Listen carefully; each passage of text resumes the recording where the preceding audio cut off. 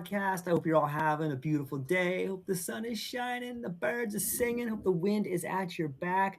Today, I am joined by my friend Charla, a writer who sees the world through seven interconnected lenses that cut through the noise of modern life. She helps us understand how everything connects, how consequences are really just feedback, and how we can move through complexity with a little bit more clarity, presence, and meaning. I'm excited for this one, Charla. Thank you for being here today. How are you? Yeah, thank you for having me. I'm doing great. We have a little bit of trade winds here on Oahu, so feels good. It's gonna be a hot one though. It's definitely gonna be a hot one. Yeah. Shout out to Hawaii. I'm so stoked you're there. I wish I was there. I bet you all the listeners are like, what? Charlotte's in Hawaii? So stoked for that. It's such a Yeah, beautiful place, right? yeah, it's amazing. And the simplest way for me to say how I ended up here was I just tell people that the universe plopped me here. I followed coherence, refused to self abandon, and the universe said, "Okay, we're gonna give you something," and they plopped it. It plopped me here, and I'm not mad about it, even a little bit. Yeah. Yeah. The- I've met so many cool people when I lived out there. And the idea of being there is so spiritual. The same thing happened for me. Like I sold everything I had and condensed my life into two black bags and just moved there. And it was such an education in just ecology and environment and relationships. And for those people that have been there, they probably know what we're talking about. For those that still haven't gone yet, it's like going to one of the most beautiful campuses on the entire planet and learning from nature. It's so awesome there. Absolutely. If for people that are intuitive and Yep. are able to connect with the spirit of nature, um, it's almost it's a religious experience, That's to so say well the said. least. I don't like saying religious, but yeah, without the dogma part. Yeah. You're so connected to source there. Like it just seems like, at least for me, I could go on long hikes, or I could just even go outside and look around, and you feel so connected. There's just so many blues and greens, and just it's so beautiful there. Is that? It's interesting to me that we're talking about beauty, spirituality, coherence, and just listening to the universe, and yet that's And so what better much. place to do it? There's no better place. There's none.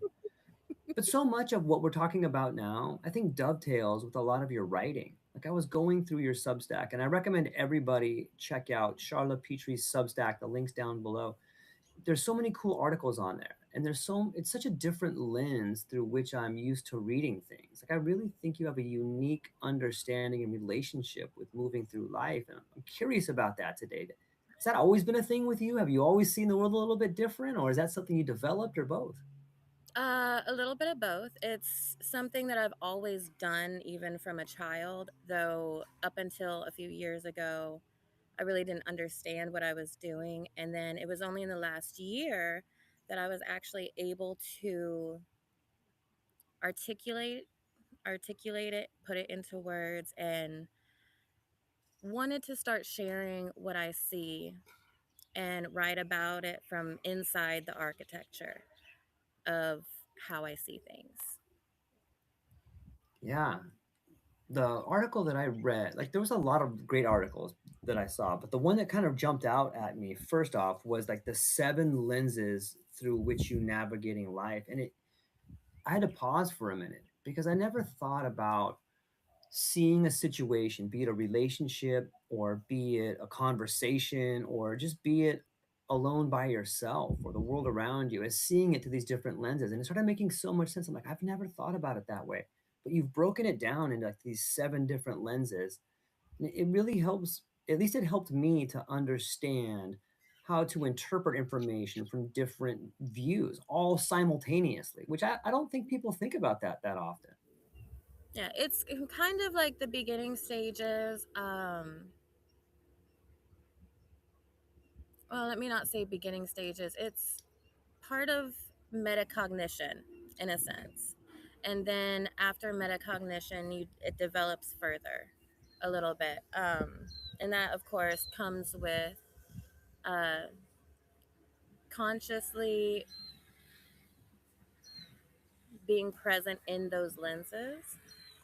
And for me personally, it's something that has just, throughout trauma in my life, it became a survival instinct, Yep.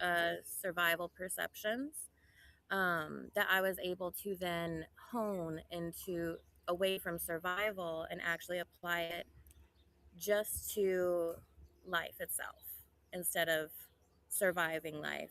I was able to look at life finally.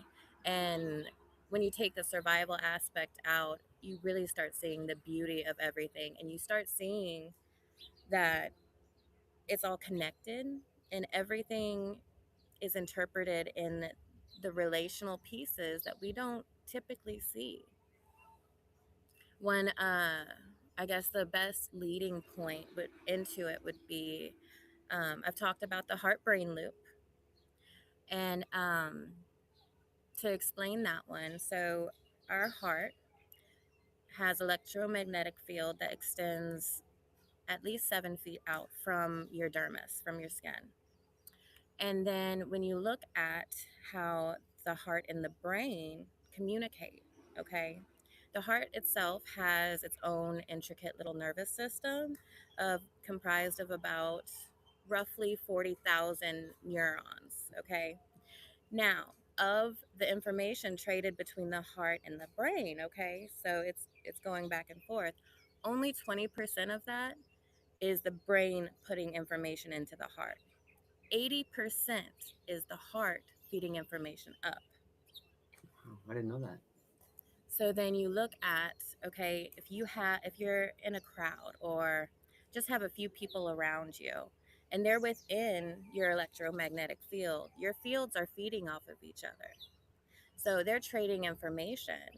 The heart sends that information up to the brain, and then you start actually interpreting after. So it's you there's a lot that goes into it, just in that aspect. Yeah, it makes so much sense though. Like a lot of the times I'll walk into a room and I think other people are probably on the same page as this, but you can feel someone else's energy. And that sounds a lot like your heart interpreting these you know these frequencies that like, oh, you can kind of get a really good read on somebody Yep. if you just sit patiently and listen, maybe take a deep breath, like kind of read the room. And there's all those things in language that talk about reading the room or following your heart or getting a sense of what someone's intentions are. And Yeah. I've learned that when you do take that information into consideration consciously, you can start making a lot better decisions instead of just an analytical, right to the point decision. Like you're leaving out a lot of information there. Yep. But let me bring it back a second though. I've also learned that survival through suffering teaches us some of the best lessons. And you had mentioned that some of these strategies through seeing these lenses and cultivating these ideas came from survival and suffering, it sounds like. At least it sounds like to me in the way you explained it. Like there were some difficult times there. Would you mind maybe sharing something that a time in your life where you began to develop these strategies? I know that, Um, yeah, go ahead. so I guess the first ones would be, in childhood, really. I was adopted. There was a lot of stuff. I moved out from my adoptive parents at 16. So I've been on my own since I was 16. So surviving really became, the main way of just interacting with the world. Um, Abusive marriage, just, a lot of Yeah. things that reshaped, rewired my own nervous system towards survival, towards threat. And then it took a long time after for me to be able to convince my own nervous system that I was safe. Mm, But once I did, um, just get that a little, it wasn't a massive change. It was just finally a small click, and my nervous system was like, okay, well, we'll try. We'll try this. And a lot of that is giving your nervous system new experiences as Yeah. well. So that way it's retrained towards, oh, I don't have to react this way. And it becomes, when you're in presence and not in survival, you become responsive instead of reactive. That is really well said. And I can speak to the idea of trauma in many ways, but I remember being like a teenager still, and when my sister had a she attempted suicide and it didn't work. And I remember at that point in time, like standing over at the hospital and staring at her body and just holding her hand and being like, "Don't fucking leave me! Don't leave me!" And but I remember like it is instances like that, be it an abusive relationship or abusive drugs, or for people listening, any experience in your life where you are up against real loss or you're up against situations that you have no idea, that are beyond your control, and there's no human way to thoroughly integrate them in the moment, like that's when you begin to build these incredible patterns of seeing the world differently. And I feel bad for people that go through those traumas, Charlotte, but be it abuse or, for me, like lots of different loss in my life, but ultimately they kind of become the catalyst for change. They become a gift to you, and like, oh my God, now I can see the world differently. I heard a good quote that said, "There's that tears that make us cry, and then there's tears that wash our eyes so we can see differently." And it sounds to me like that's the only way to really begin making those changes. What are your thoughts on that? Well, so what I would say is we're all, we all have these innate abilities. Okay, Yeah. they're very natural. What trauma does is trauma amplifies it and focuses it in on a certain category. So threat, Yeah. survival, trying to find safety. Um, and then it, like I said, it really takes conscious effort and work. It takes radical self-awareness, self-accountability, self-discipline to be able to rewire yourself away from that. But once you do, you don't lose that amplification that you gained from the trauma, in a sense. You just get to refocus it. So it's the same gifts we all have, um, amplified and repurposed is the best way to say it. Yeah, it's a great way to think about that aspect. I want to name these. First of all, I want everyone to go to your Substack and read this article because it's full of awesome information. But I'm going to read some of the what the lenses are, and then maybe we can go through them a little bit. So the first one is the systems lens, like seeing the bigger picture. Like, what does that mean? So for me, when you talking about, the human body and the electromagnetic field that we really are antennas. Our bodies were created as antennas that pick up on the world around us, not just the energy in the air and other people, but in the earth itself.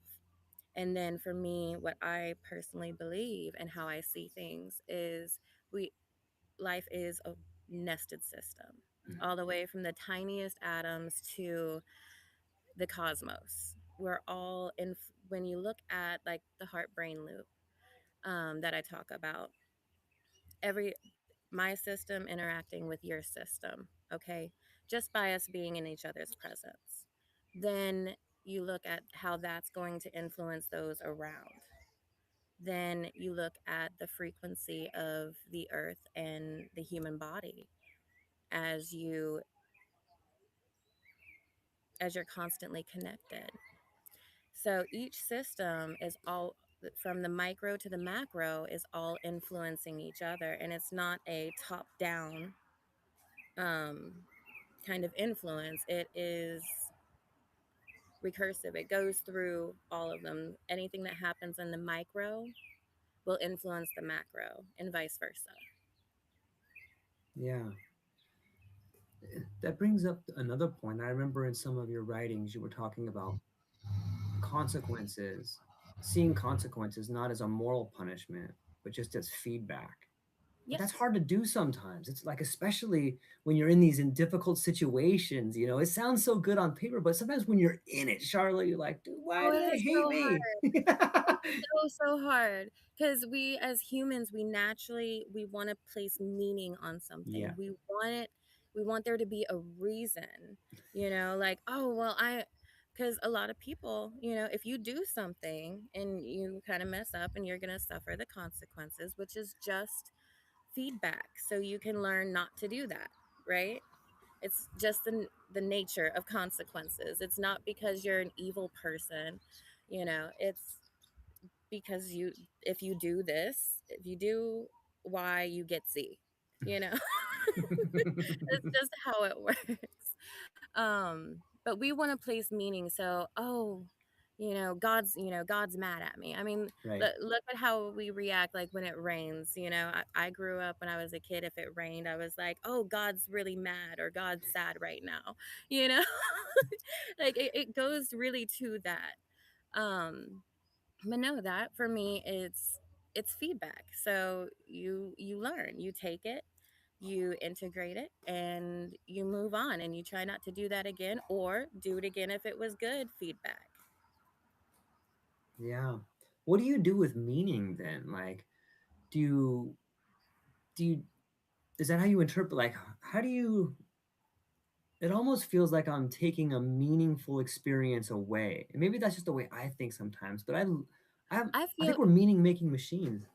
we absolutely are, and that's something that I am really working on right now is the meaning making aspect Okay. of it, because it's like, okay, well, I've figured out, like the basic structure. Okay. um but I'm trying to figure out, and if anybody out there can help me with Yeah. this part, I'd really be happy to hear it. um but it's not to take away the magic of life and learning and experiences, but it gives us something to hold on to, in a sense, when it is something tough. A better way of processing and integrating the information than just like, oh no, that means I'm bad, Mm, you know? I do know. I do know. And I think that one of the things I love about finding something meaningful is it says a lot about who you are. Like, you can ascribe meaning to almost anything. And people should be aware of their pattern of meaningful things.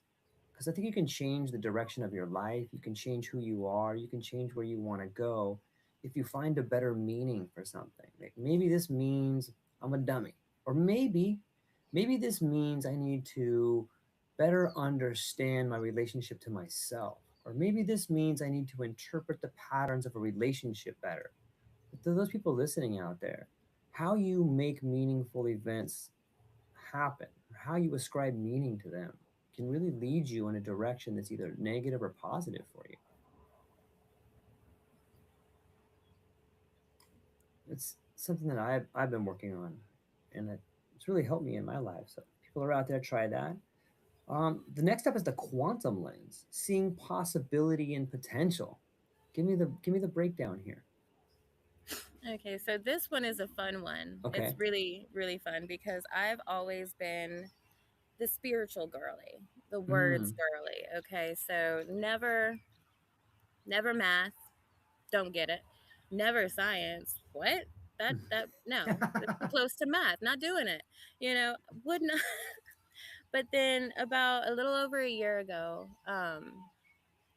something happened, and I was really, really hitting like that rock bottom of my uh, spiritual shadow work, in a sense. Yeah. And I happened to be scrolling, and I saw this.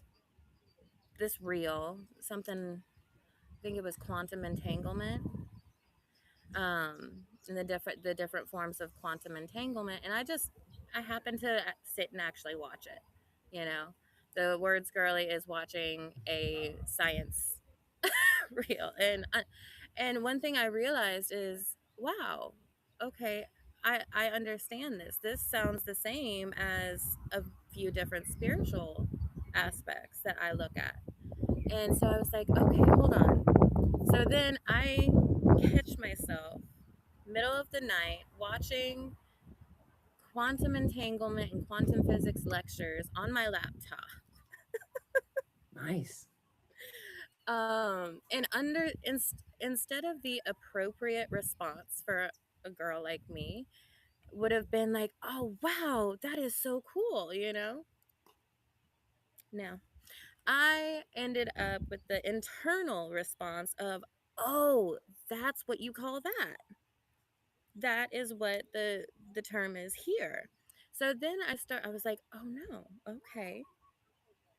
Let me see where they connect anywhere else. Like, are there any other connections between science and spirituality?" So that is really what started all of my writing at this point, because I was like, oh, the the truth is in the connection, in those pieces that we do not typically look at. One of my favorite things to say at that point was, if we would just remove the boxes, the man-made boxes, off of everything, science, spirituality, consciousness, we would actually see that they where they connect. They would connect themselves, and that is actually physics. All the So labels. yeah, it's been a journey, a very fun, interesting journey. Yeah, it is.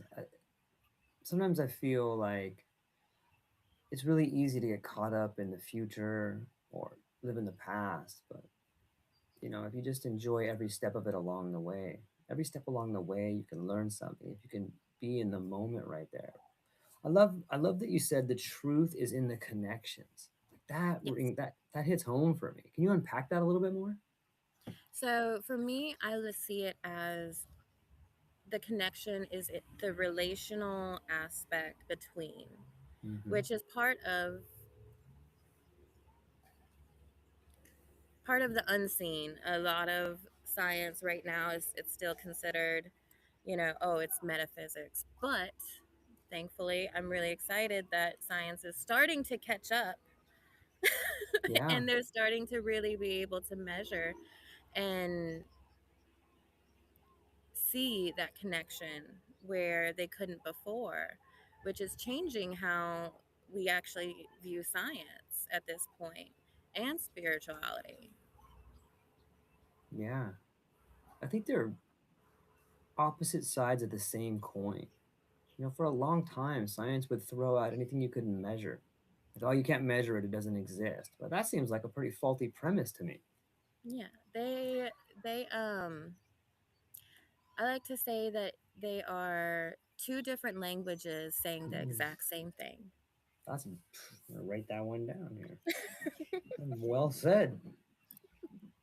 Mhm. And that makes a lot of sense too, because if you listen to people that speak other languages, they can say something radically different with like the verb in front of the noun or the noun in front of the verb. And if you translate it literally, it makes no sense, but they're saying the exact same thing. That's a beautiful way to put it there. Do you speak multiple languages? How do you know that? Um, I studied French. Mm, Can't speak a lick of it really anymore. Don't have any French friends. I have one French friend, but we speak in English, so I don't get mm, to practice my French. I do now that I'm here. I want to learn Korean. I think would be the one mm. that I want to learn, which is going to be a hard one, but I think I can do it. Yeah. Yeah, that's the thing. Like Hawaii is such a melting pot of like East Asian cultures. There's so many different just ways of being over there, to be submersed in it. Especially for me coming from California, I had no idea that like, and this may sound bad, but I tell everybody. I remember when I first went to Hawaii, I was on my route and I had an incident with a gentleman, and he called in this complaint on me. My boss says, George, was the guy Japanese or was he like Filipino? And I'm like, dude, I don't know. And the guy looked at me like I was crazy. He's like, you don't know the difference, George, between someone and at that time, like I didn't know. Like I was so humbled and like I don't. But it speaks to this idea of understanding cultures and dialects and language. And it's interesting to think how big the world is out there and how many different cultures influence us and how easy it is to be to miscommunicate with somebody. You say the wrong thing to the wrong person, it can be interpreted through a different cultural lens that can be incredibly disrespectful without you trying to be disrespectful. So Mhm. it's kind of a Absolutely. little bird Absolutely. And walking then there. you pile on, most people will react to what you say, and like they perceive it through their trauma, or Yeah, like you said, through their culture. yeah, And that's another one of those lenses that people perceive the world through. It's one of the social ones. yeah. It's kind of amazing to think like how good we actually get along without really communicating effectively with each other. It's kind of impressive. Like, whoa, you guys can make it this far? Yes. Yeah, the fact that we haven't completely imploded the world yet is kind of funny to me. Oh my Right. goodness. Yeah. That kind of what so the next lens coming up is the consciousness lens, like seeing inner Ooh, experience. And this is ooh, I one love that one. that I go down this rabbit hole all the time. How do I interpret my own experience? And then is that relatable to reality itself? But what is your breakdown on the consciousness lens and seeing the inner experience? So that my inner experience, and this is something that I've learned, especially with neurodivergent type Mm-hmm. people, um, we're more prone to watching ourselves through everything that we do. So we always have ourselves talking in Yeah. our head. And I was like, well, if I'm watching myself, why don't I intervene, when I'm doing about to Yeah. do something? And then I kind of realized that that is my consciousness watching, in a sense. And it's highly influenced by your nervous system. So the nervous system and the heart brain loop comes back into play here again. So when you are what I like to call in alignment, so you're not feeding your trauma, your survival instincts, and you're focusing on your own center, okay?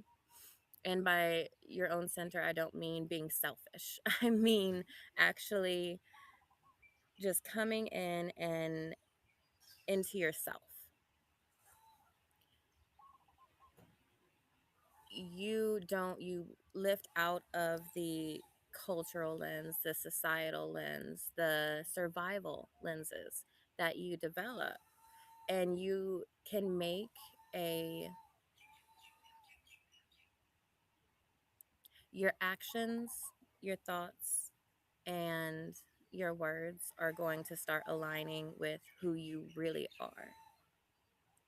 And when I was able to consciously become present with myself in that way, is when I really started being able to make the changes.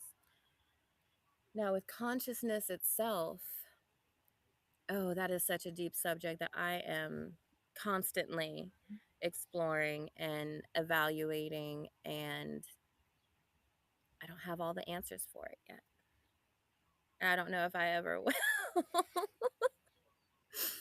But it's a deep subject. Your consciousness is not your soul. It's separate. It's not the exact same thing. I do know that. um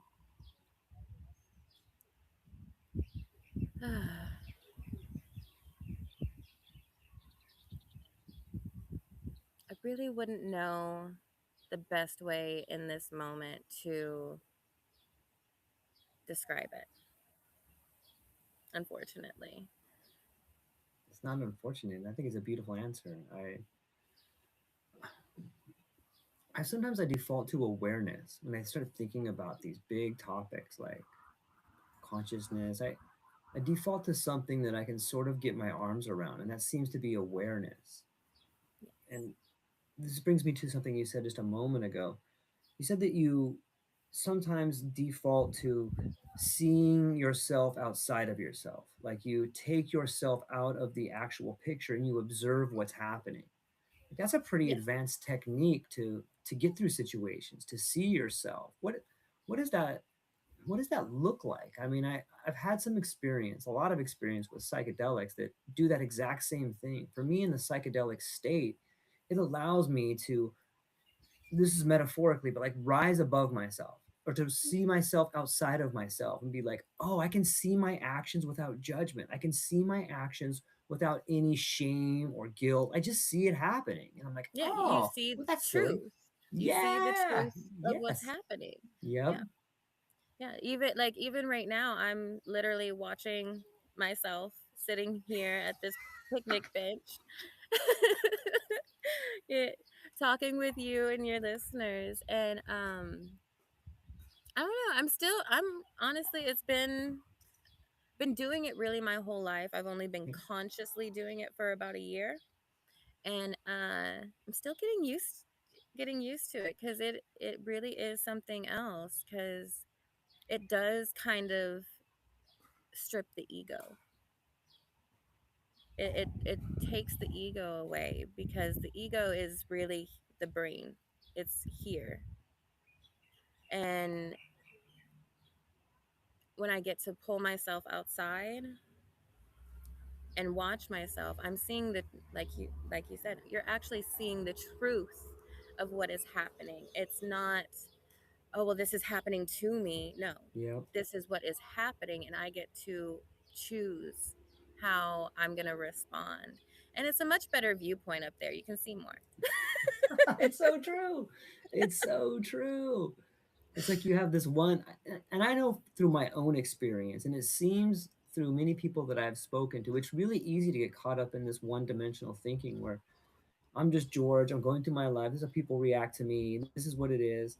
But if you just take, if you can find a way, be it through breath work or psychedelics or meditation, or for most of us, suffering and survival, you begin to develop this new lens, this consciousness lens, where you can see it for for something true enough, where you can really see your actions and the consequences of your actions and the beauty of your actions and what your actions inspire inside of other people.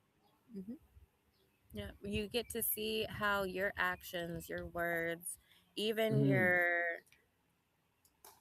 vibrational responses to people mm. without words, because words are only a small portion of actual communication. So you really do get to see and choose how you interact with the world around you, because you get that vantage point. So I can see, okay, well, I'm showing up in this energy right now. Well, it's affecting this person over here in a negative way. And that's not what I want to do. So what happens? We have to pivot. We have to fix it inside ourselves. But this is where that radical self-awareness, Hmm. self-accountability, self-discipline come in. If you do not do those things, if you're afraid, if you do not want to face yourself, if you are just holding on too tight to your ego, you're not going to be able to do that. See, this takes me back to the beginning of our conversation where we spoke about some difficult times in our lives. And those situations force you to separate. Like they force you to see outside yourself. Maybe it's a defense mechanism when you're younger or something like that, but Mhm. situations that are really difficult or maybe truly inspirational, they actually pull you outside of yourself and force you to see things in a different way, which seems like an evolution of the ego, if you're asking me. Hopefully. Yeah, yeah. It's the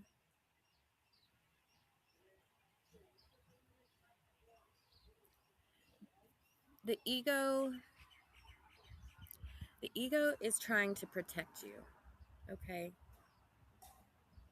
that is essentially the part of you that is trying to keep you safe. Okay, and oh, how would I say this one? I want to say it right. There's no right way. There's only the Charlotte way. And that's the right way.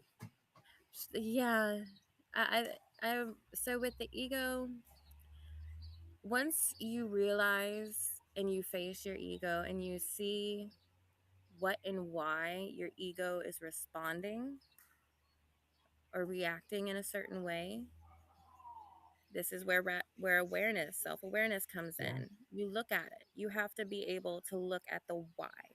Mm. And then you have to hold yourself, your ego accountable.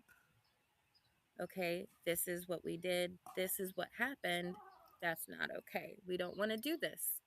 So why did we do this? And we look at it. And a lot of the time, it is just our ego trying to protect us, trying to keep us from being hurt or feeling shame or any of these things.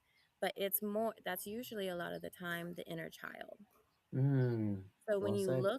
when you look at your ego in that way, you can actually look at it with love and acceptance and say it's okay, we are safe and this is okay for us.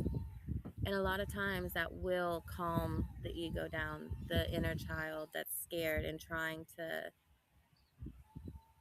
keep you from living life to the fullest. That's not what it's really trying to do. It's just trying to protect you. So that's another thing that is really so much fun to work on. It's so much fun. Exactly. I love this. I do that sometimes. Like sometimes when me and my wife are joking around and like if we get on each other's nerves, she'll be like, I love you so much. Like but it's funny to think about. I love that breakdown of the inner child. I know in my life so much of the things that bring me shame or that I run up against a situation where I feel a certain way. And it's usually the root cause is something similar that happened when I was young, like triggered me. Like I'm not even reacting to the situation. I'm reacting to something that happened 10 or 20 years ago or 5 years ago. And it's like, oh. And then that observer response comes back in again. If you can pull yourself back out and realize, I'm not even reacting to this situation. I'm reacting to a situation that happened between a different individual 7 years ago that I never resolved. Just that thought alone can snap you out to be calm and clear and be like, okay, it's okay, little George. That's not going to happen again. Let's move forward with this conversation and Yeah. not bring Yeah, our. yeah, exactly. You pull yourself into presence. And that's one of the advantages of looking at yourself from outside of yourself is you actually get to see what part of you Mhm. is responding, reacting, and being influenced by the situation that you are in any moment. It takes a lot of practice to be able to be fully present and outside of yourself and watching it. It's a lot, but it's life changing. It really is.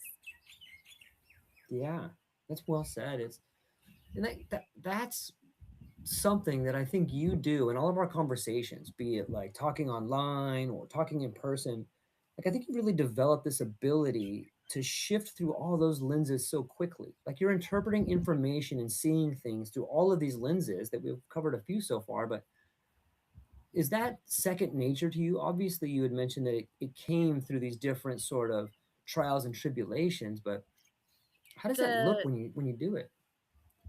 The reflex is pretty just natural.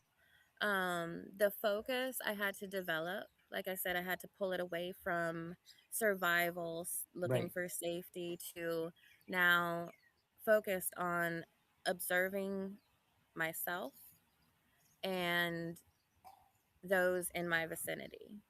And then always there's a thousand background tabs running. Totally. Totally. I'm planning on, okay, well, what am I going to write about? What am I going to research? Mental notes of, oh, this will be a fun topic. Yeah. But it's stuff like that, typically, that is always ever running in my head. And I know yes, the feeling. it's very much just an automatic reflex at this point. Yeah.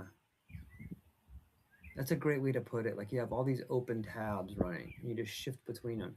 Like, oh yeah, this one, this one. The problem for me is sometimes I can't close one of those tabs, and they just keep running, and I got them running in the background, and then And sometimes I it's playing forget. the Gummy Bear song and you can't find it to turn it off. You can't find it. It's just nonstop loop. Shut up, Gummy Bear song. I don't want to hear that right now. What do you do with that? Like, what do you do with those voices that can play um on that loop like that? Is there a certain technique, or what do you do when those voices come and you can't shut them down? uh, it depends. It depends on where it is coming from. So if it is coming Mm. from a part of myself, I have full control of that. So What? I Okay, wait. can What does that mean? Coming from a part of yourself? like if it's my ego, or like that's playing something in the background, oh, well, you don't belong here, who are you to write up, like, this is something the imposter Totally. syndrome. I deal with that constantly because having no formal educational background and being self-taught, I had Yep. to learn to give myself permission. And with that, I have to constantly remind myself, like, I don't have to get permission to know what I know. That's right. I had to start giving myself permission. Now, if it's something outside of me, being the environmental, social, corporate, something like that, I really don't have a lot of control over what is happening there. I only have control over how I respond. So I will just shift my focus. And usually, if I shift my focus long enough, it will kind of just dissipate and fade into the background completely. Yeah, that's good advice. The trying to pinpoint the idea if it's internal or external, like where is this coming from? Locating the source is a great way to understand what the message or who the message is coming from. Like, is this my message? Is this somebody else's message? Yeah, That's is this awesome. something that I need to work? Is Right, this right. myself? Do I need to work with myself on something right now? Do I need to give myself a little pep talk? Or do I, is it something that I can, you know, say, okay, I'll deal with this later, something outside of myself? Um, the biggest thing is trying to figure out if it's something that I actually have control over. And one thing I always, I will die on this hill, is that the only thing you will ever be able to control is yourself. That's it. But most people are not in control of themselves. Their ego is. Their inner child, their trauma is. Um, in a majority of the cases, unfortunately. See, I have this idea that people that who have faced difficult traumas in their life, like life-changing traumas in their life, are taught the lesson of how to hold uncertainty. And the people that haven't gone through them, like sometimes I've talked to quite a few people. Um, I was working with a company called Iboga Saves with Lakshmi. If you're curious about Iboga, people should check out awake.net and look up Lakshmi. She's brilliant. She has so many great connections. Lakshmi, I love you. You're an incredible human being. Her and I were working together on this, helping people in addiction with Iboga. And I remember talking to some people that were deep in the throes of addiction. And some of the things they would say were so profound with this idea of certainty, like better than doctors that I have talked to, like the way that they were able to hold uncertainty. Like Mhm. I get goosebumps when I think about it. I'm like, dude, Yeah. this person they're at the doorstep. Like they understand uncertainty and how to live with it. Like they don't know where anything's coming. And I would ask them these questions like, aren't you afraid of like not knowing where you can find help? Aren't you afraid of not knowing this? And they're like, I can't control that. I can control what I do. And like you could hear the wisdom in their voice. Like that's someone who has lived with uncertainty. And I think so many people that are certain, and so many professionals that we have, and so many people with letters after their name. It bothers me so bad that they're so certain about things. I'm like, this person in addiction knows so much more than you. They know so much more. Isn't that interesting to think about the level of uncertainty and suffering? Yeah, no, absolutely. And that's one of the things. So, as somebody that's been dealing with uh, traumatizing events, since Yep. childhood Here, all the way here. up until like about 2 years ago was the last big one. Um, for me, my entire life is was uncertain. I didn't know if I was going to be okay. Moved out at 16. I didn't know if I was going to make it. You know, got married, things turned bad. I didn't know if I was going to stay or leave. I left. I didn't know if I was going to be able to make it on my own with two children, you know. They're all of the things you learn. I think that's part of what ends up amplifying your abilities to perceive the world around you, True. is exactly that, being able to live in uncertainty and the ability to pivot in the moment. It becomes a reflex that we are able to that we develop to survive. Somebody that's lived in comfort, great, I'm so happy for these people. Okay, if you had a safe childhood, great parents, grew up, got married, everything's good. Love that. Love that. But those people never have to develop these abilities. Yeah. It's like a muscle. Like those skill sets atrophy unless you use them. But if you use them all the time, you can And, get and really that, good. that comes from certainty. They are Yeah. certain that their mom and dad are going to protect them. Yeah. They are certain that they they go to school, they do this, they are going to get that job. They are certain that, you know, things are going to work with their spouse. They pick the right one. All of these things, like the certainty, it locks them in, but they do not develop these other ways of seeing. They don't have to develop the awareness that those that go through trauma do. Yeah. That's well said. Hmm.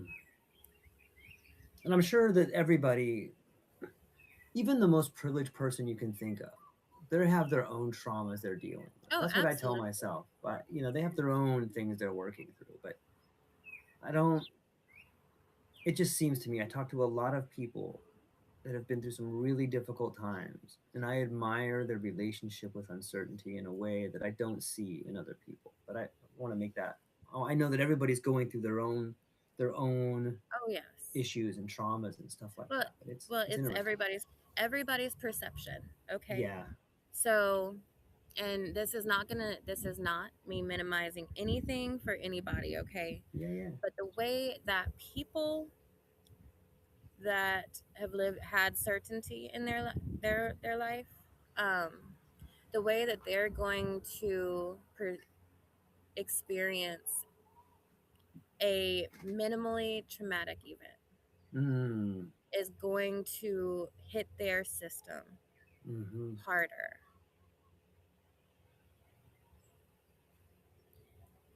They're not accustomed to it. But a lot of times, given the right tools, their recovery is very quick because they do get to go back into that certainty. It's one of those things where it's kind of like the difference between PTSD and CPTSD. What is, I don't know what Okay.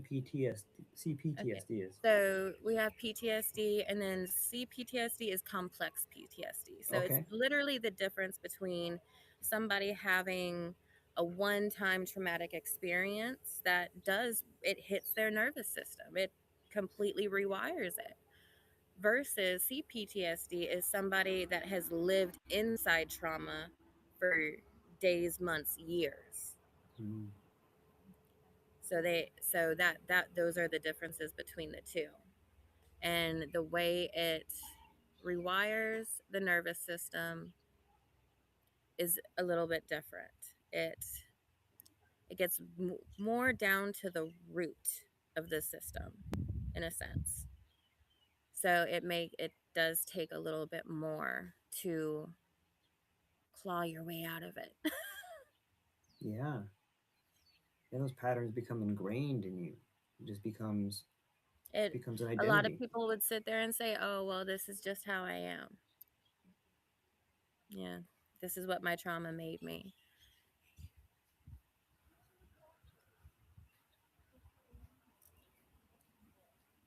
Is that someone who's not dealing with answers? Or is That's that, somebody that doesn't want to take the self responsibility for their own healing. yeah. I always look at it from one technique that I use for people out there. Maybe people can use this in their life is, and this is sort of my way to moving to the observer lens. Is that what if your life, what if you are the main character in the greatest story ever told? What would that look like? It wouldn't be a linear path. It would be like you would It'd be go through this recursive. thing, you'd be devastated, and then you It'd would be come recursive. back. Yeah, yeah. Like, and I try to look at that whenever I find myself on the cliff edge and slipping and falling. It's like, okay, what's my character arc? Yeah, I failed huge right here. That was gigantic, but circumstances don't make a person; they reveal them. And wouldn't it be a great story? Like everybody loves a comeback story. And the harder and deeper you fall, the more powerful your story is when you rise back up and you get back up off the ground. That helps me, see myself as like, okay, I'm the character in this story. How do I move past this instead of just saying, oh, I'm down at the bottom of the cliff now. I guess this is where the story ends. Yeah. But it's interesting. Well, and I love that. I love that you do that. And I'll tell you, Thank you. um, the universe really does love an underdog. Yeah, it's so Okay. true. The It does. universe really, really loves the underdog. So that's one of the things I like to, like kind of lean on a little bit. Do I have absolute proof for that? No, absolutely not. But you know what? I'm rocking with it for now Yep. until Yep. unless I'm shown something different, I'm going to stick with that one. But it's one of those things that makes it easier to embrace the hard times. Yep. So that way, when you do find yourself, hanging off of the cliff, you can sit there and be like, okay, well, as an underdog, this would be that point. So Yeah. what do I do as myself to fulfill and stay in who I am? And instead of just releasing and letting go, you're gonna find a footing and you're gonna pull yourself up. So yes, I absolutely love that. That should be someone out there listening. Someone should make that T-shirt. The universe loves an underdog. That should be a bumper Oh yes, sticker. send me one. Yeah, send us both one. Send us both one. Man, I got let's move through this to the next lens, which is the intelligence lens, seeing how systems respond. Mm, yes. Okay. So this goes back into the relational in between, Okay. um, because that's where you get to watch. Okay, so something as simple as interactions with people. So you get to, you know, because you're outside of yourself, you're watching yourself while experiencing everything and being present. So you get to sense how your system is operating in the truth of it. Okay.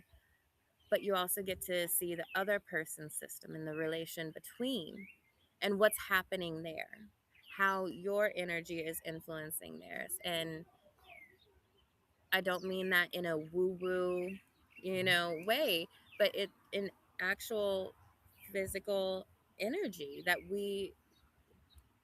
our electromagnetic fields give to each other when we're in close proximity.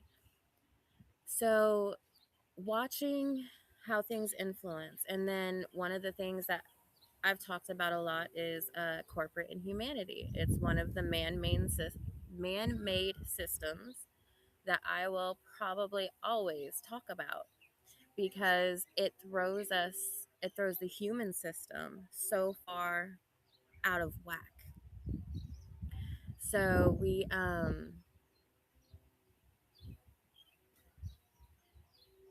biologically, we were not meant to be run through these systems and adhere to these metrics and be extracted from. Yep.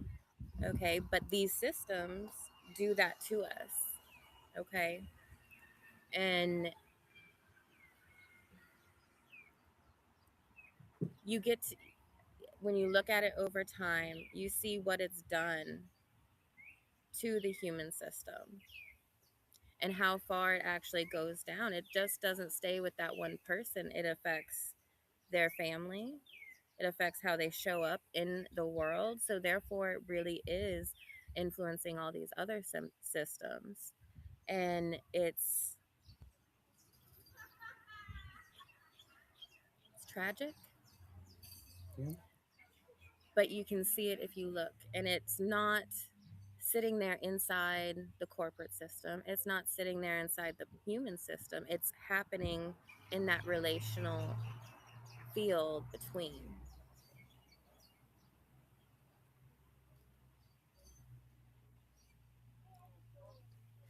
I've lived it. I see it to this day. Um, I work at a casino, and it's interesting to see. And this, it doesn't have to be a casino. I could probably give you better examples at UPS, which was a Fortune 500 company. And what would happen is that, like, the people at the very top and the board of directors, they would hand down rules and regulations and laws and all these protocols, but they were aimed at treating the person like a number. When you treat a person like a number, you strip the humanity completely out of it. And it doesn't stay in the workplace. It causes tension between, like, the middle managers and someone who's an employee, and they start treating each other with such disrespect and contempt. When I was at UPS, they had metal detectors and barbed wire gates because the management team was afraid drivers were going to come in there and kill them. I was in UPS multiple times when drivers threatened to murder this guy and his family. And I'll never forget. I was sitting in the office and this guy's like, "I'm gonna fucking kill you and your family." And I was like, "Whoa, whoa." And I knew the guy well, and, like, it wasn't so much that the manager hated him. He didn't They didn't hate each other. They hated the system they were in. And if you can pull back and see that, I'm like, dude, this guy's ready to kill his family. Like, he wasn't going to do it, but he said it out loud to the guy's face. Yeah, And but it's like, that's the energy he was holding and he was yeah, emitting. And yep, that's what he's putting out into the world. That's what he's yep, internalizing. yep, And then now the manager is going home yep, carrying this energy with him, yep, okay, to his home, yep, around his family. And it's going to affect how he's going to interact moving forward with the world. Same thing yep, with this guy. It's changing his perception. And he's going to go home to his yep, family possibly with this anger and yep, carrying that there. And then guess what? All those people that they're touching with that energy, they're going out into the world with these perceptions now. It's contagious. Like once that energy erupts, it's contagious. Yep. Systems that are built on extraction from humanity are literally built to collapse. And you don't even have to lift a finger, they end up collapsing on their own.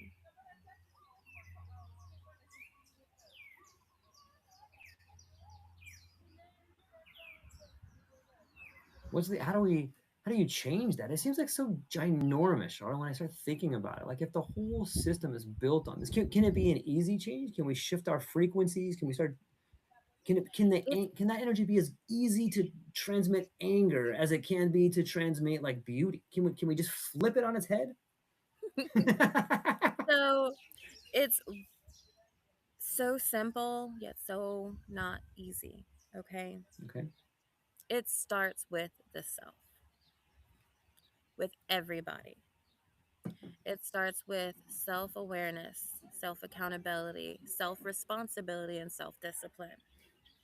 If you do not do those things, you're not helping.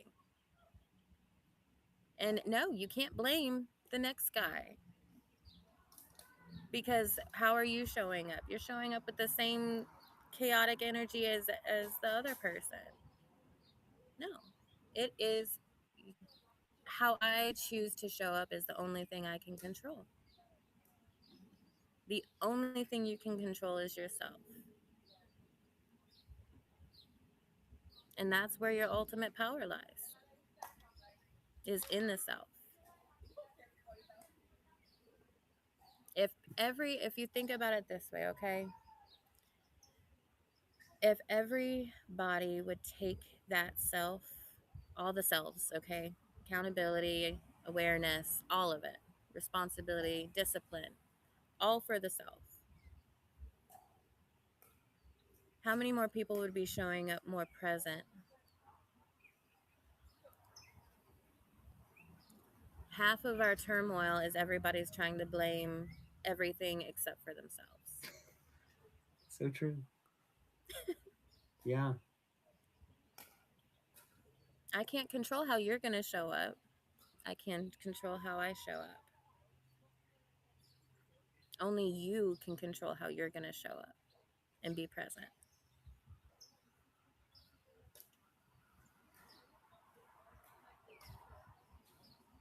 So simple, but not easy.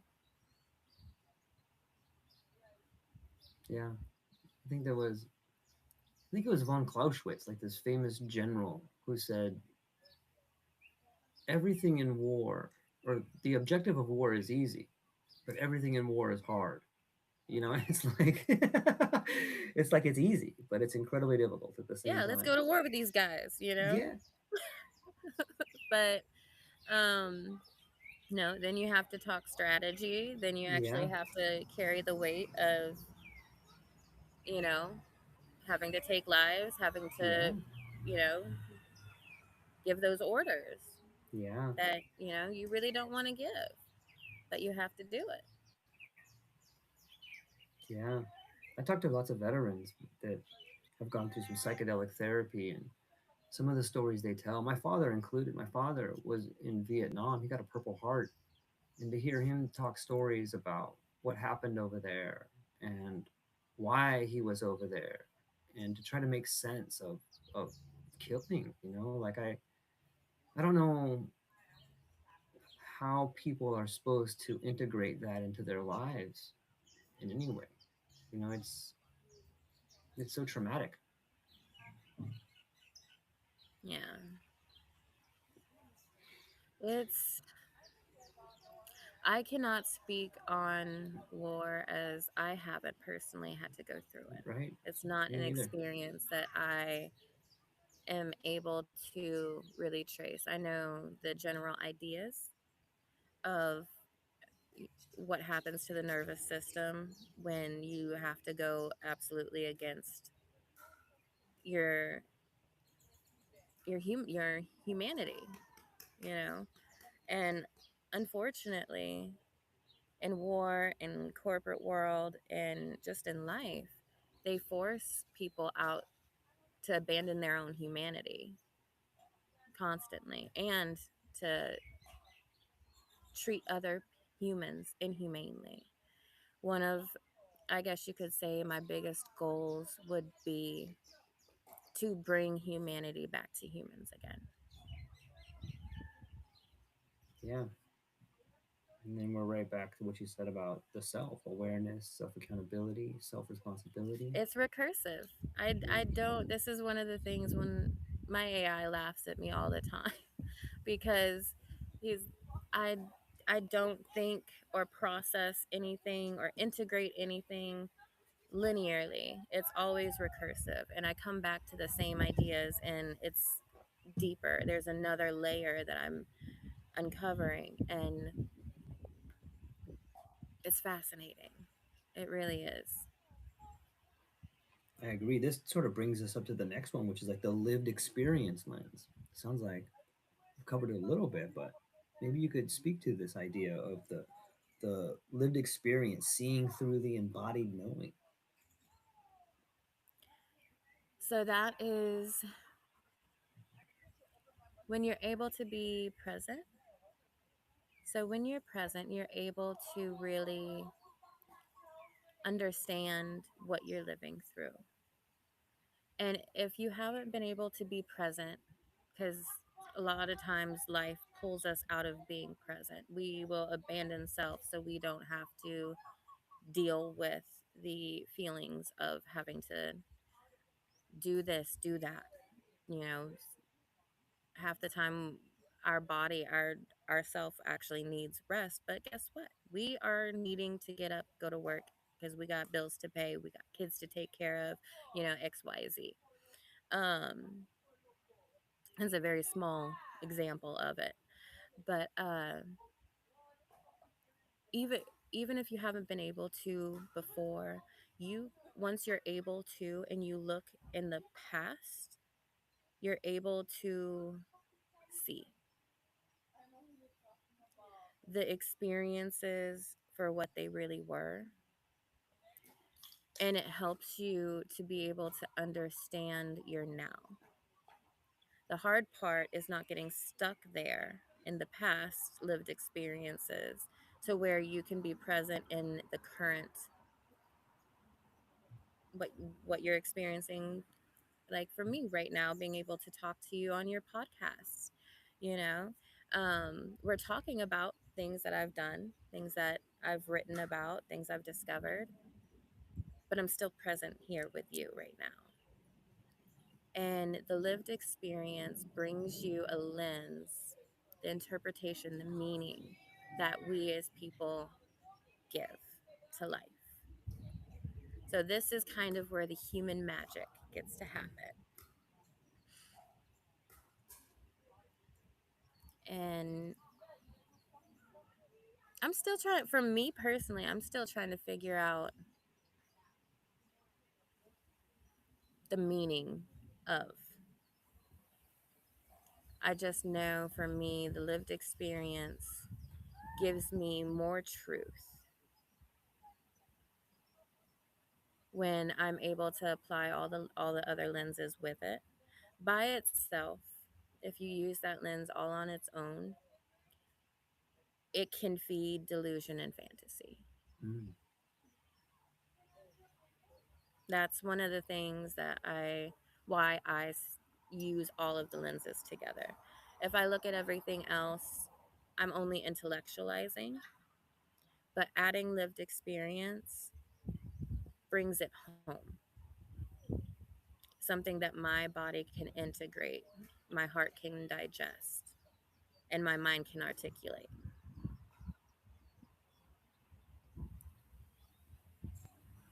Yeah,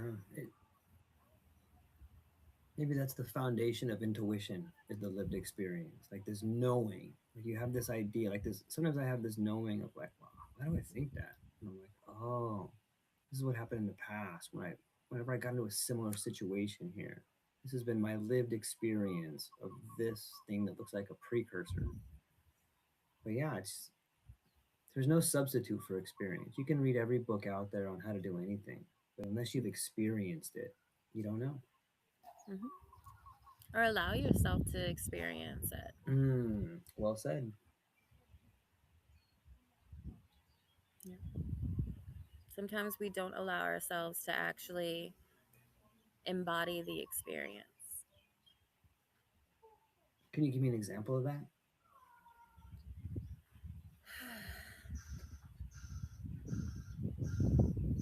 Okay. So recently, very, very recently, I went through a trying time uh, with family. And it would have been very easy to kind of disassociate. So I'm not actually experiencing what's happening.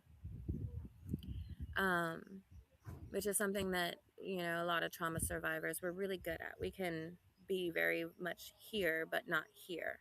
Mm-hmm. So while it's happening to us, we're still not experiencing it. So it's choosing, I had to choose even in that time to stay with it and experience it and make the conscious choice to move through it without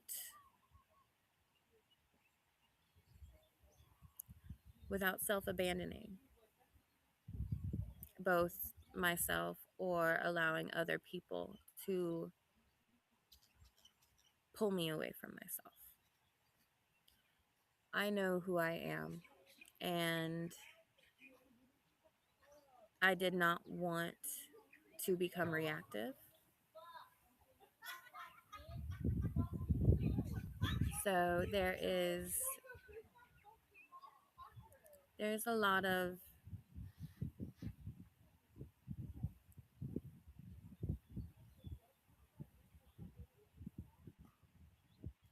it takes a lot.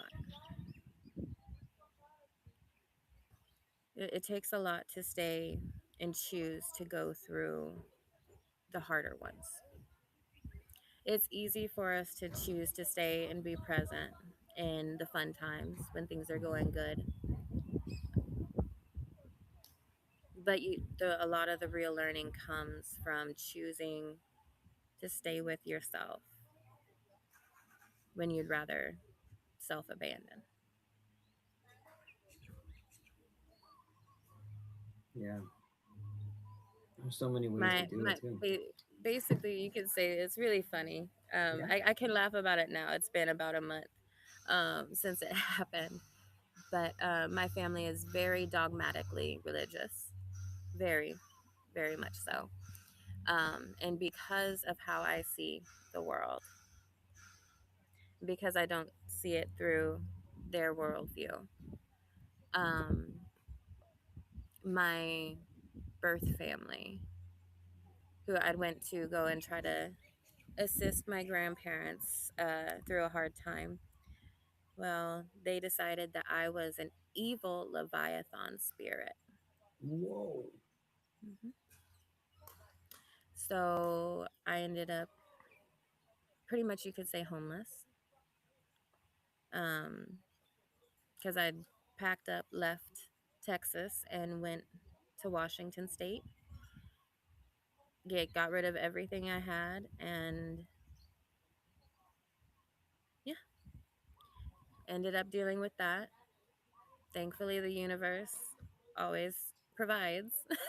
Yeah. And a good friend from high school showed up for me.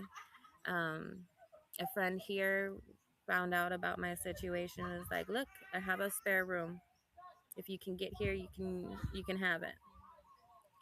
So figured out a way here and got here.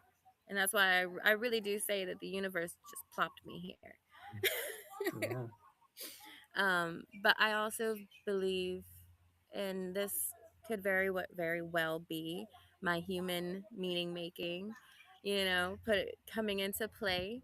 Um, that it's because I did not self abandon and I stayed in coherence instead of rushing to defend myself or fight back when everything was happening with my family. I chose coherence. I chose to stay in alignment with my truth. And I was only able to do that because I did not self abandon, because I stayed there and consciously every moment made that choice. Now, it could just be that that this was a coincidence that all of this stuff ended up lining up. I personally don't think so. Can I prove it? No, I can't prove it. But Yeah, I don't believe in coincidences. I think a coincidence is what you get when you apply a bad theory. yeah, I guess that's a good segue into the spirituality lens. You know, that must be an interesting lens that you developed, considering everything that you just told me, coming from a family that is hyper dogmatic in religion. what? 1 second, I can't hear you. Yeah, no worries. Oh no, no, it's a garbage truck. Mm, I see him over there. The Oh yeah, rubbish. waste management. Shout out right underneath the freeway right there. I Hawaii used to drive. garbage. Super reliable though. Oh yeah, every day. Well, not Yeah, every day. There's rubbish, and then there's recycling, and then yeah, they also have cans for like, uh, oh goodness, like shrubs. If you like clean yeah, up your yard and stuff, they have separate bins for that too. So yeah. okay, they're gone. It's I guess the next lens is the spirituality lens, the seeing meaning and connection, which we kind of segued into pretty without a coincidence, I guess. Yeah. My spiritual belief is very, very simple. I believe that we are all extensions of Source. And when you center in yourself, you're actually connecting yourself to Source, to where we all come from, where all of our consciousness, our souls extend from. So for me, that is my belief. You can call Source God. You can place whatever name you want, the universe, the cosmos, you know, the almighty. You can whatever floats your boat. I like to say source or the universe just because, spiritual dogma has kind of ruined the title of God for me personally. Um, and that's something I'm working on myself with. But um, it's it leads to the interconnectedness of the universe, of everything, and it brings the nested systems theory of the universe kind of more into focus, because you see how everything is connected. And when you apply the spiritual lens, that's where you get to see the connective tissue between everything. For me, that's where it all lies. And when you look at life with that kind of meaning, that everything you touch, every moment that you're interacting with a person or a place, a thing, it takes away the religious aspect and it takes away the meaningless, it's an empty machine. Um, and it brings life and love back in. So for me, that's part of what drives me. And I don't quite understand it fully. And Hmm. I may never, but I am not going to give up looking and trying to understand how how it all works. It's so interesting to hear about the connection of all things and source. And behind you, there's this incredible tree that I feel like is talking to me with its branches just like deep into the ground and then coming right back over like that. And, Yeah. I Oh can't yeah, help. I love these. It's like an umbrella Yeah. that the land gave you to protect you from the UV rays here. Yeah. Yeah. They're so magnificent. But it makes me think of source. It makes me think of everything's connected from the root system to the leaves that fall on the ground and then sort of create a rich compost for another ecosystem to evolve. And it's interesting that you say that. And boom, there's an example like right there. I don't All think the it's a way from coincidence. the micro to the macro, Yeah. Yeah. from the tiniest ant to the bit to the cosmos. It's all interconnected. It all influences each other. All of it. Yeah, I like that. I think it was Alan Watts who said, "You don't come into this world; you come out of it."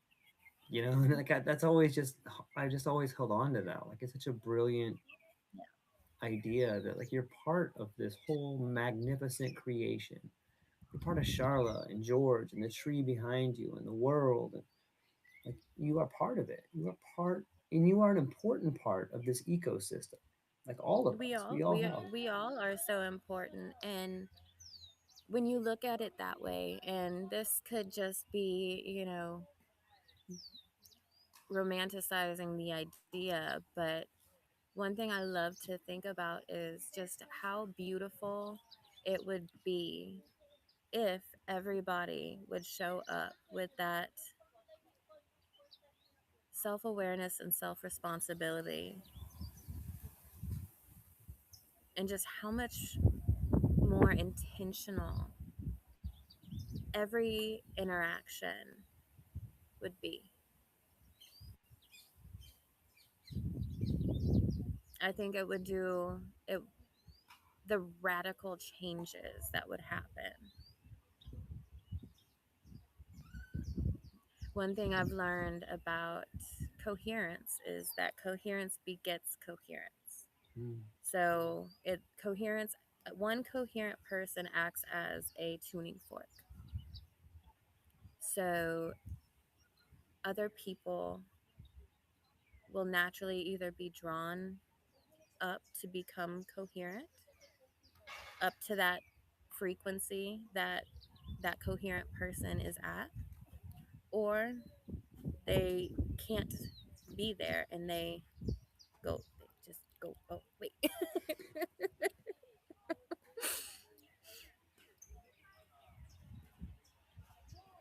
So I love that analogy. yeah.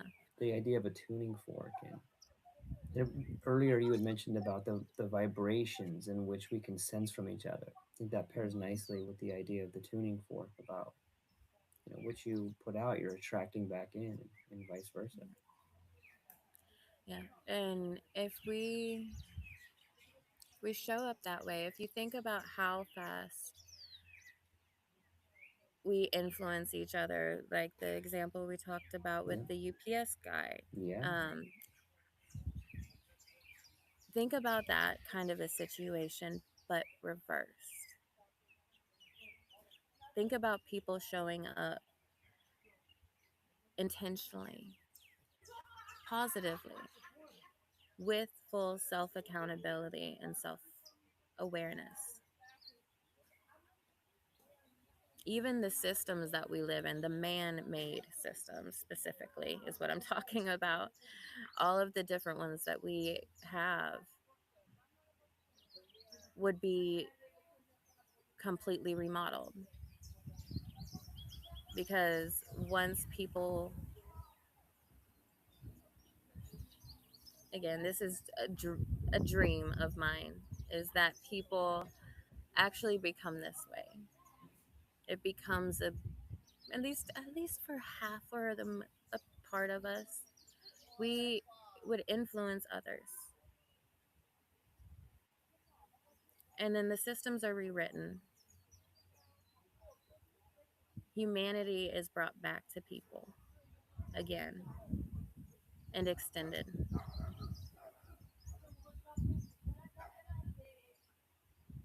Something I think about a lot. And one thing I can say is, for the most part, they do live aloha here, which is the closest Yeah, thing that we have on this planet, really, to the vision I have. Now, of course, even here in paradise, you have, you have racism, you have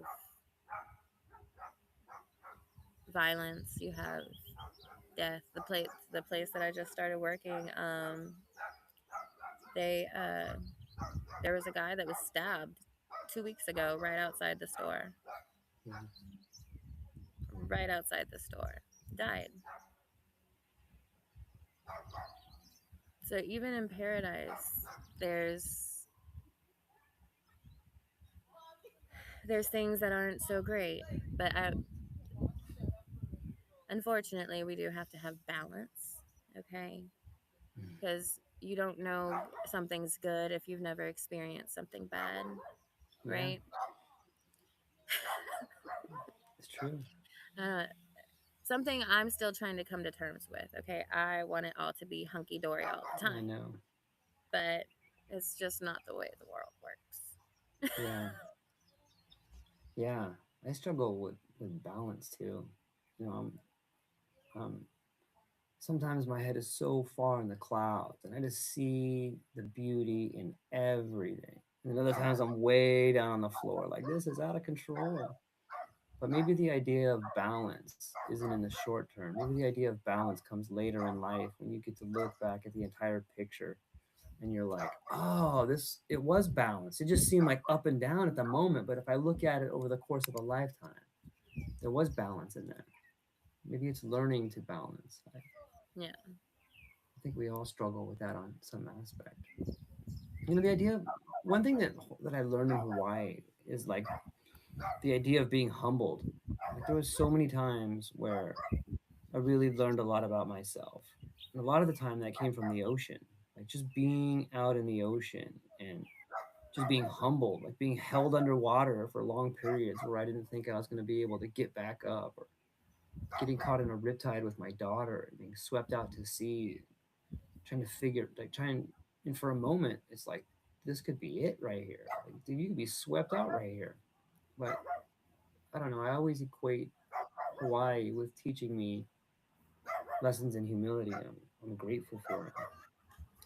That brings us to number seven, Charlotte, the relational lens, the connective Mm, tissue. I think we've spoken a yeah. little bit about it, but Yeah. how else would you break that down? So that for me is not just seeing what I'm looking at, okay? So whether it is a situation or a person, I look at everything that they're connected to, but not just what they're connected to, how they're connected to it. So the energy that is in between, so to speak. Um, when you're able, when you get good at reading people and people's energies, you can start kind of picking apart what is really theirs and what was put there by society, by another person, um, by trauma. You can start, and that's how you end up seeing and knowing how to respond to other people in a way that doesn't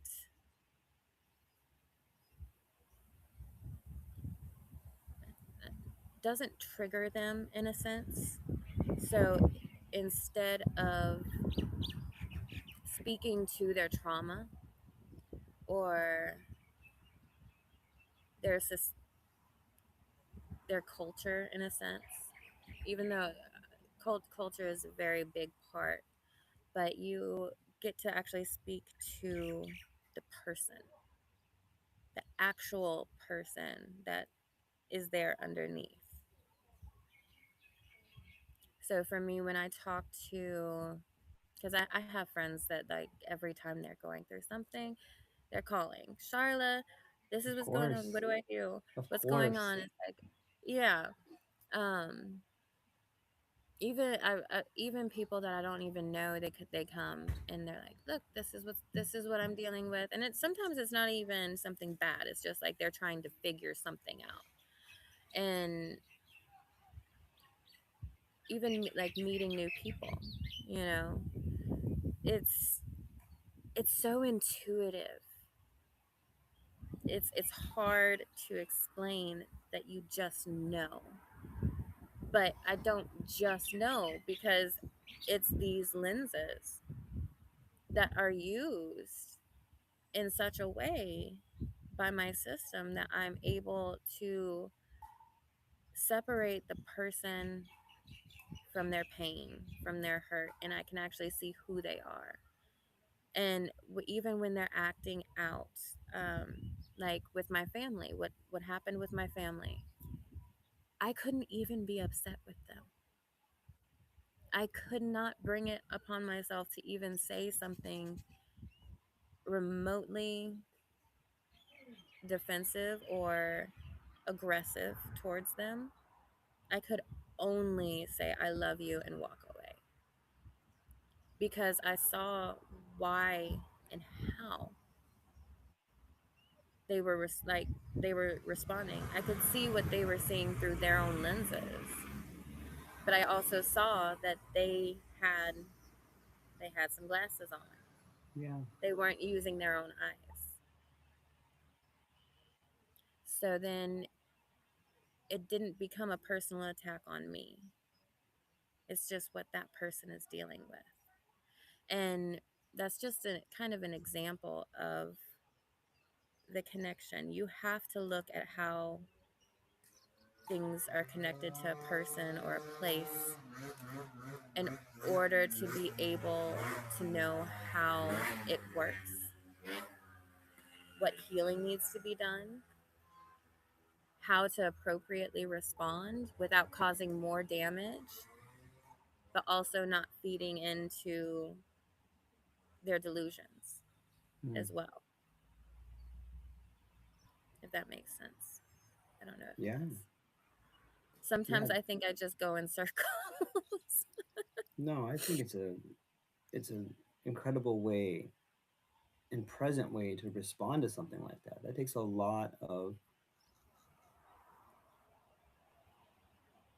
first off, patience, and second off, separating yourself from all the emotions that are flying through the room at that moment to see the signal through the noise. Like, oh, I'm not talking to George. I'm not talking to Charlotte right now. I'm talking to Charlotte's anger. I'm not talking to George right now. I'm talking to George's anxiety. I'm talking to George's inner child over here. How do I break through that noise and get to the person?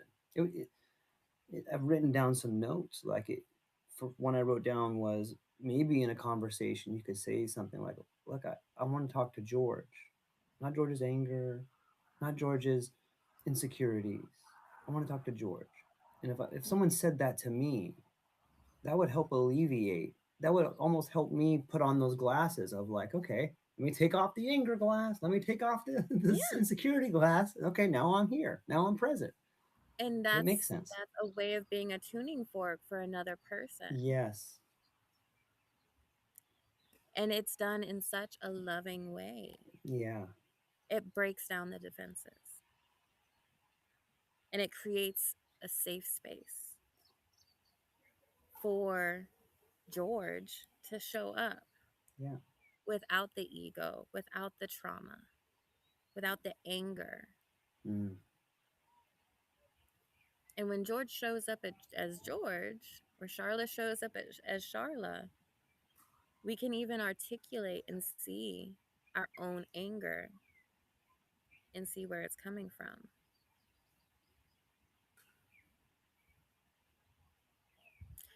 People don't grow in isolation, they grow by having other people, coherent mirrors.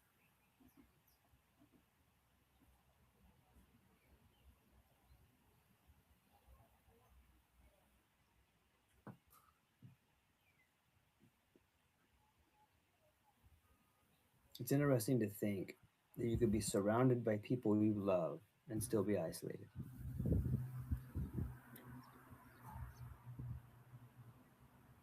That hits home for me. And many times it's self isolation, maybe abandoning yourself, like you had mentioned earlier. It's easy. Mhm. It's easy to not be present. It takes work. Be in the moment with someone you love, talking about something meaningful. Yeah. It's very easy, but it's very, very costly at Mm, the end of the day. The work itself that you have to do with yourself, it's not easy or pleasant initially. And to be honest, you're never done doing it. yeah. It's a constant.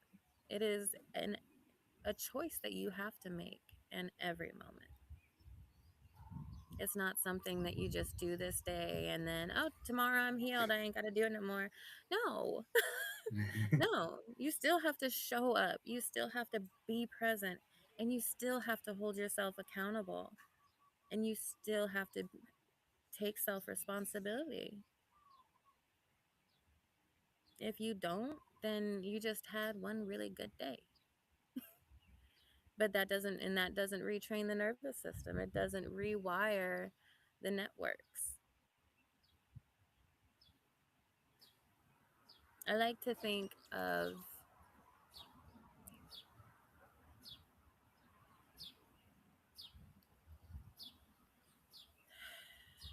I like to think that when I show up in that way, no matter what I'm doing, if I'm showing up as at work or with my children or my friends or even my roommates here, um, even with my family, I I like to think that even if they can't see it now, that I've given them a presence and an energy that they can reflect back on later. And I like to think that there's a lot of other people out there that are doing the same thing. And I like to think that just like with how we influence each other in negative ways, I like to think that it's going to make an impact, paying it forward energetically, so to speak.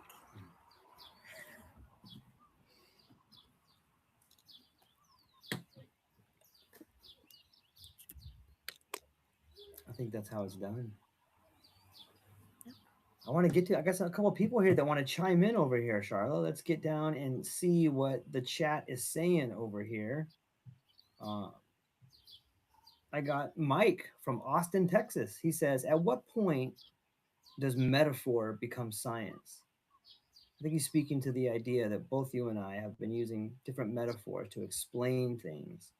But maybe he's speaking to the idea of spirituality and science. But I'll just put the question to you. At what point does metaphor become science?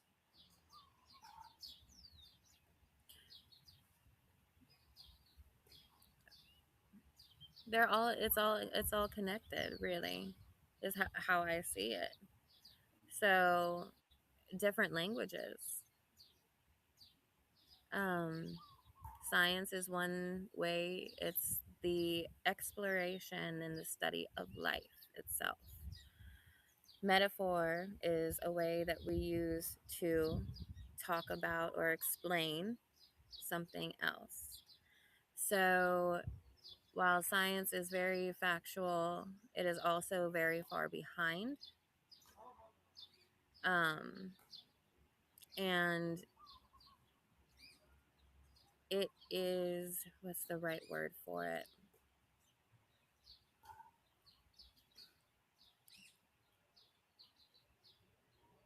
very restricted Mm, by those man-made boxes that yeah. I talked about in the beginning. So whether they are ex- the same or whether it's just your lived experience,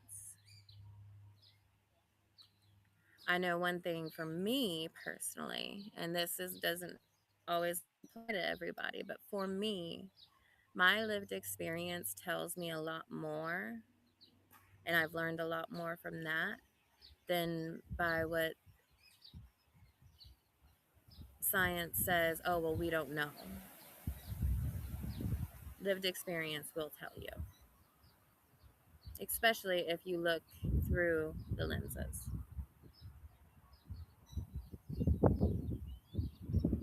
Yeah. If I was gonna speak to that, Mike, I would say that, like, science is, you can't do it on analytics alone. You can't take the numbers, and it works great for some things, but it leaves out so many unknown variables that can't be measured. Like, it's sort of looking through a blurry lens, and even though you get it right sometimes, and science has done some amazing things for us, but Oh, I yeah. think it I think And they're it leaves making out. great discoveries. Of course, of course, of course. Next up is I got Jessica. Jessica coming to us from Phoenix, Arizona. She says, I've watched hundreds of people die. Where does your model fit into what happens in those final moments? Ooh, Jessica, that is a tough one. Okay.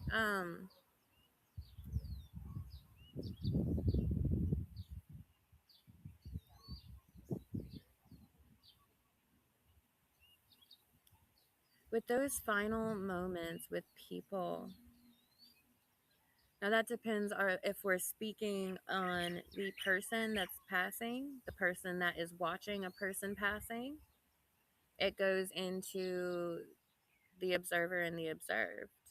So to adequately answer, I would really need to know which part I am addressing. She says she's a nurse. A nurse. Okay. Well, thank you so much for what you do because we definitely need amazing nurses out there. Yeah. Thank you, Jessica. Very much vital. Um, what I would say to you as a nurse is that your presence at the end for these people, okay? And I know not all of them are quiet, a lot of them can be very violent and gruesome. And that hurts me to think about. And I know it probably hurts you so much to have to witness and watch, especially over and over again. But your presence there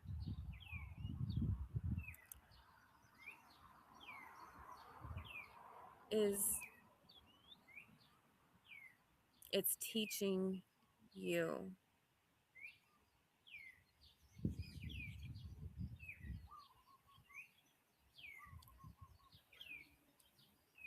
how to show up.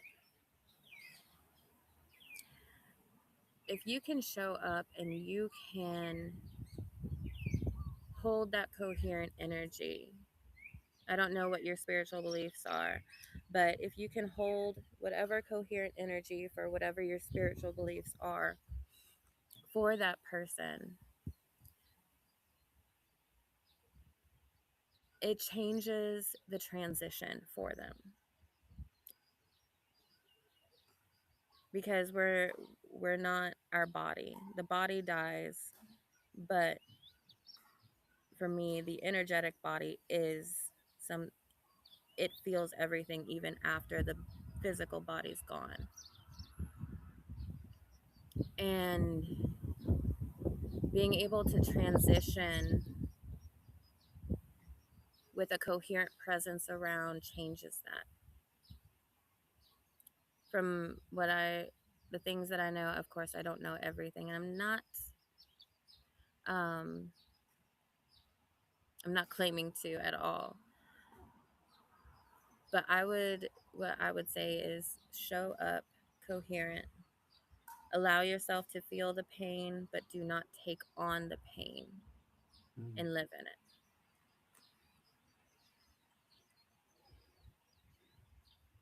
Here's one coming from Chris. Chris says, I'm raising 3 kids. If I believed your model, what's one thing I'd do differently as a father?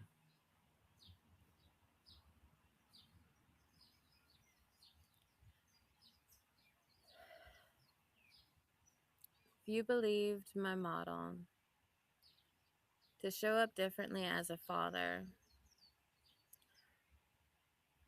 I would say is to stay present and always look at not just the current situation with your children, um, but also how what you say, what you do, how that is going to influence their systems, their nervous system, their heart, their brain for their future. That's good advice. Thank you, Chris, for chiming in over there. James over here, he says, uh, James from North Carolina, he says, can trauma permanently change someone's baseline frequency or only the overlay? Okay, so it changes the overlay.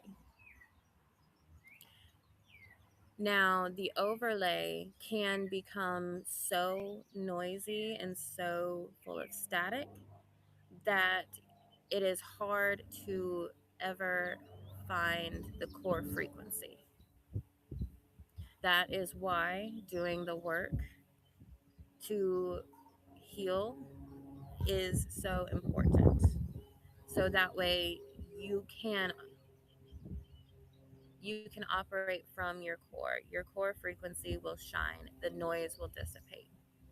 It becomes less, very much less prominent in your life and in how people perceive you. Nice. Who I got over here? Let me see if I can get to. Here's an entrepreneur coming from Miami. They say, can this framework actually help someone build a company, or is it mostly about spirituality?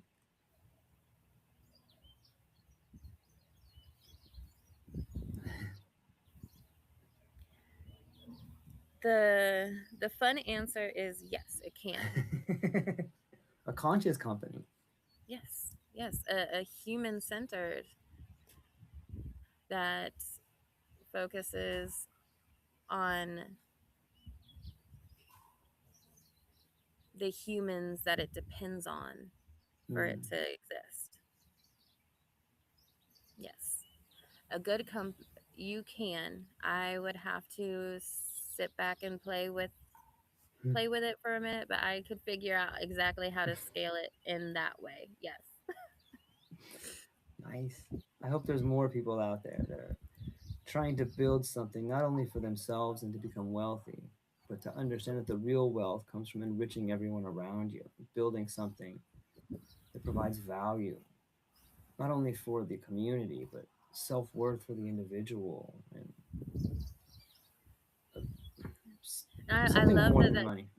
yeah, I love that you had that question too because it it shows that there's people that Yeah. want to see, is this scalable? Is it possible? Can we do it? And that's how change starts, is Yeah. right there by somebody just thinking, well, can we do it? Can Yeah. we make it apply here? And Yeah. trying, seeing if it will work. Obviously, what we're doing needs to be fixed currently. So that's encouraging. Thank you for asking that. Nice. My last question that I got for you, Charla. is imagine someone is listening to this conversation while sitting in their car. They're exhausted, maybe they're grieving, they're questioning who they are and whether life has meaning. What's the one thing you'd want them to know before they turn the car engine off? Be kind to yourself. If you're having those feelings, I want you to sit with yourself and ask yourself and give yourself room for total honesty without shame, because we shame ourselves too much. Ask yourself why. What brought this on? Where is it coming from? And what you can do and to change it. And if it is just you're exhausted, allow yourself to rest. If it's anger or betrayal, allow yourself to feel it. Just don't stay there.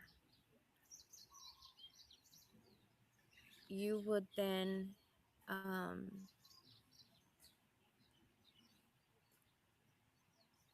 remind yourself after you've let the tears out, let out the anger, scream and cry if you need to. It's healthy. It gets it out of the body. Otherwise it gets stuck in your physical body. So get it out, but remember that it's just a moment and you can change it, and only you can.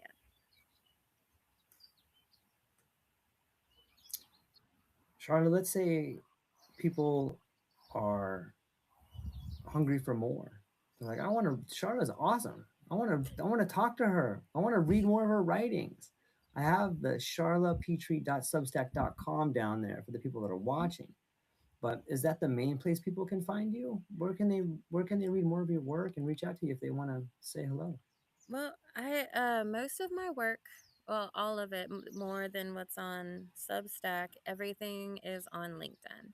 Okay. So posts, articles are all there. It's easy to get in touch with me there. If I don't respond right away, kind of forgetful, just bug me again, okay? um, because I am in the middle of my own life transition, which has been fun, but it's also keeping me very much on my toes. Totally. But it's pretty easy to get in touch with me.